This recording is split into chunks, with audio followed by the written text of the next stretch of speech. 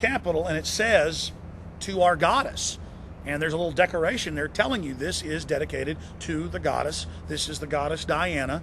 I remember when I was a little kid, I got a tour here, and they said, well, and the goddess is Diana. I didn't know what that meant. So it's admitted this is a temple to Diana. And then it's got all these other, religious icons and iconography to other deities. Lord knows what this is, a black pentagram. Pretty serious business, because they also worship the negative. They worship both sides. And there's two sides to each of those two sides. There's a positive and a negative to the male, a positive and negative to the female.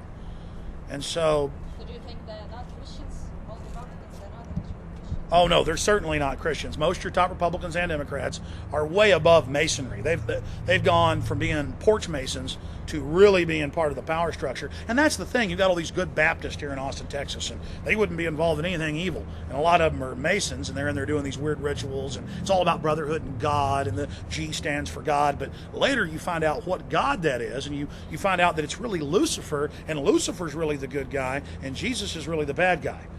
And top Masons like Albert Pike, the Supreme Grand Master, the head Mason in the U.S., wrote that. Okay, so once you get up above into those higher levels, you find out all this, and it's really serious. So you've got all these Christians that live here in Texas, Christians that live in Russia, Christians that live all over the place, and all around them are these occultic temples, and they don't even hide it. They tell you this is a temple to a goddess. This is, for the fallen police officers, and it's a black pentagram with an obelisk sticking up out of the top of it. There are thousands of different cults in India, different weird religious groups.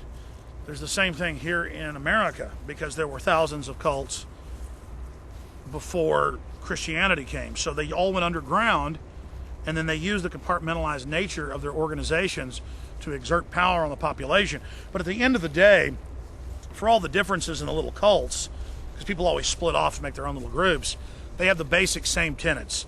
The horned god, the male, the big-breasted goddess. This is what they worship. And it's all really just about tribal groups getting together. Well, George Bush Sr. doesn't come to his son and say, son, we're Satanists. We'd like you to join us. No, he puts him in clubs with other elites' children who are normally a few years older, where they're impressionable to people that are older than them.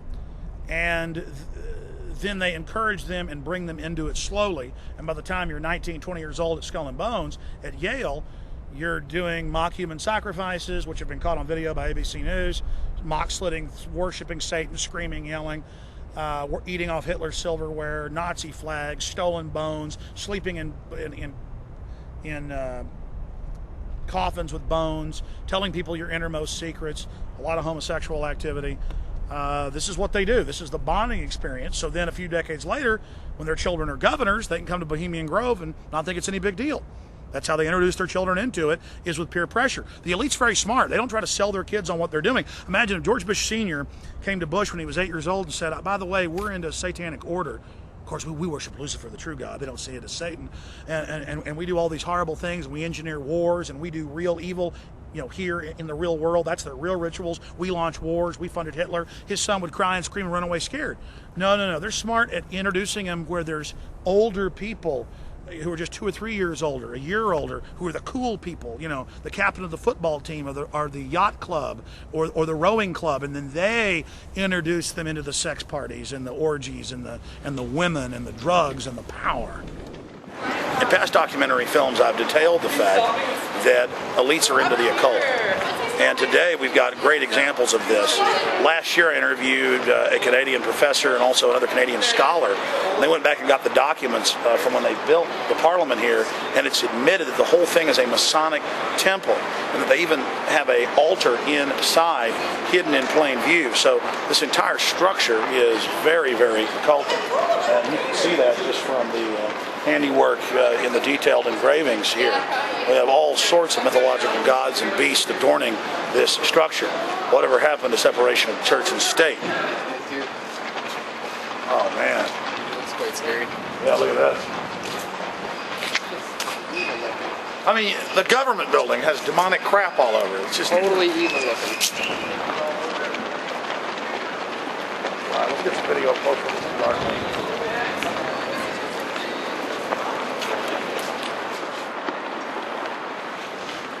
get that guardrail up there. We have the French garter, or the symbol of French Canadians here, being the unicorn. Creativity, freedom, mystery, imagination. And he's sitting here with a chain around his neck, and the chain is locked down to the ground. He looks like he's being choked, he's being hung. Then we look at the symbol of Britain over here, the lion rampant.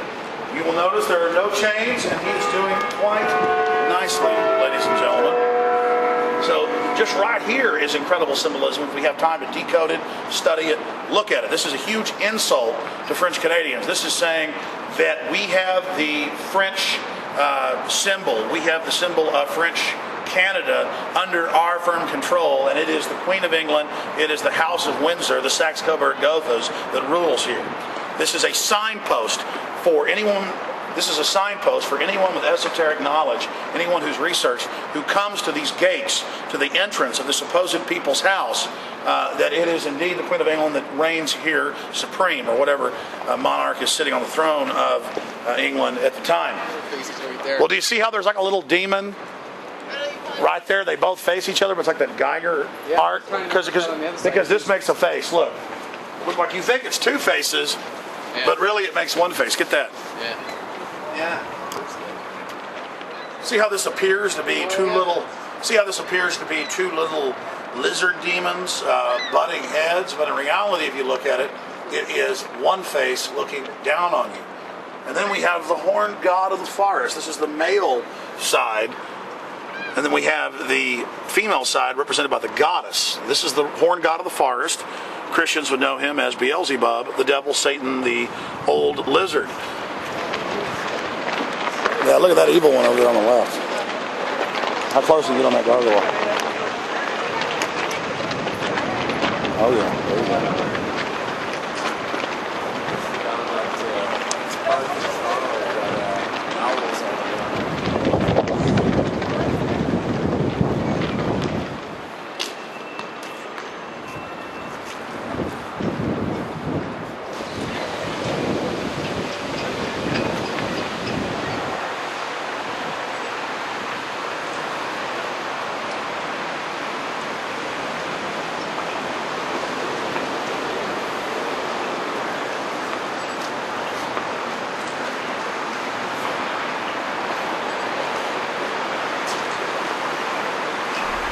The Bilderberg Group is a secret society.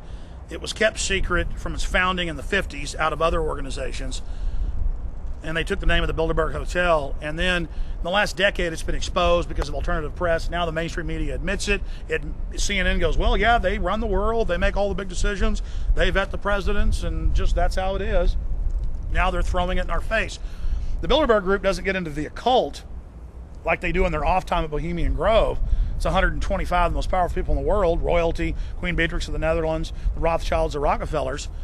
They just, they go there to actually set policy for the next year, and then that 125 group gives the orders down into the Council on Foreign Relations, 4,000 plus members in the U.S., heads of banking, media, academia, industry, and they all scratch each other's backs, work together, and also maximize building their one world government while they're at it.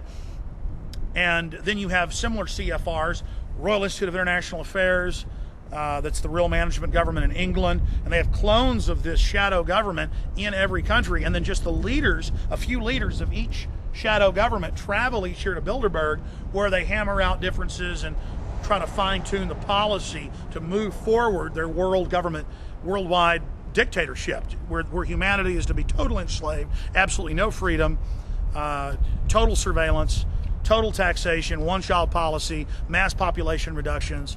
This is their open stated goal. And where is it?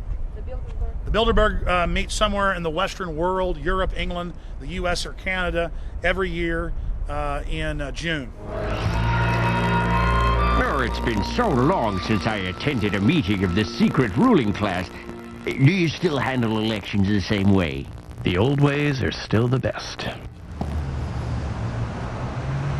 There's another monument here in our city. The owl guarded the goddess in Babylon.